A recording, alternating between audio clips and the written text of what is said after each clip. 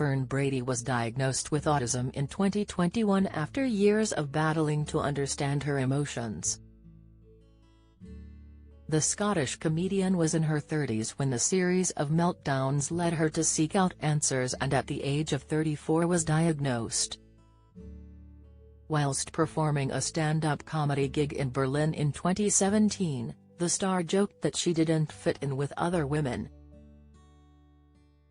Afterwards, a woman in the audience approached her and told her it sounded like a description of autism, sparking her 4-year battle to be diagnosed.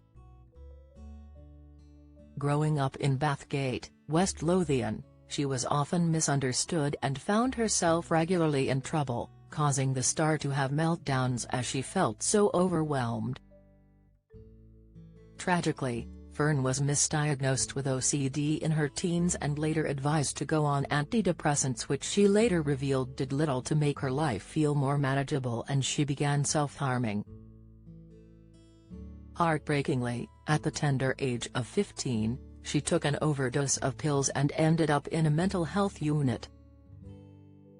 She told the Metro, "I think I was really privileged to get put in a mental unit, because now teenagers can't get anything." Now, more than a decade later, she has penned a deeply moving memoir, Strong Female Character, which details her experience of being a female who is autistic.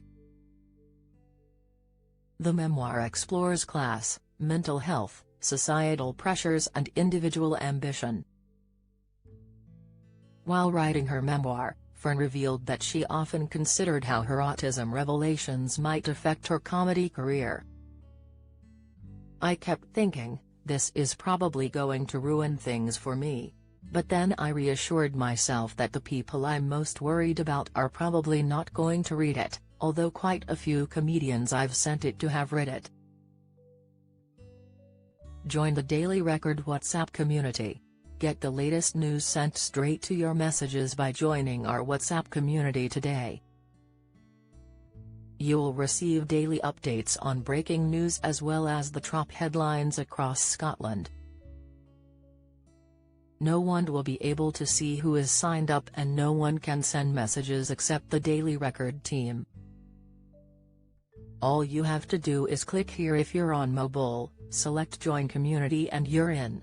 If you're on a desktop, simply scan the QR code above with your phone and click Join Community. We also treat our community members to special offers, promotions, and adverts from us and our partners.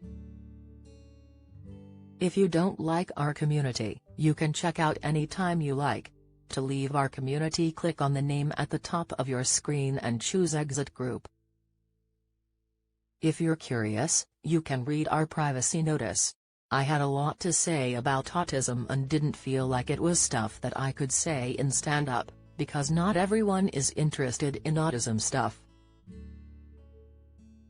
Prior to her diagnosis, at the age of 17, Fern's relationship with her parents became so strained that they asked her to move out, leaving her couch surfing whilst she completed her exams at Edinburgh University.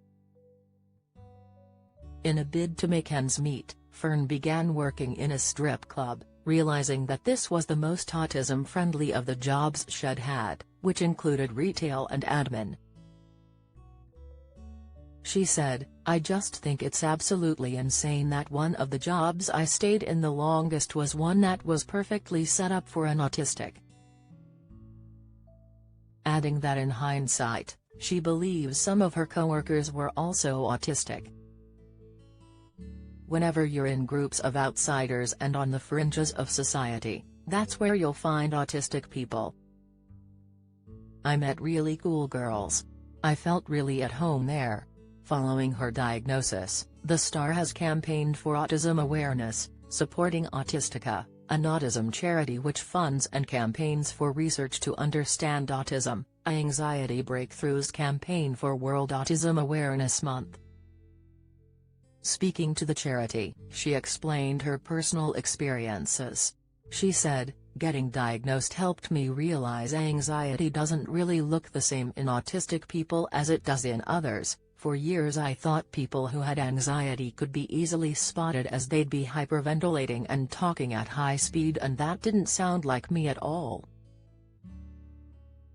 In my case, my anxiety is frequently misinterpreted in public as anger or general grumpiness. In private, my anxiety resulted in exhausting and destructive meltdowns that led to me finally getting a diagnosis.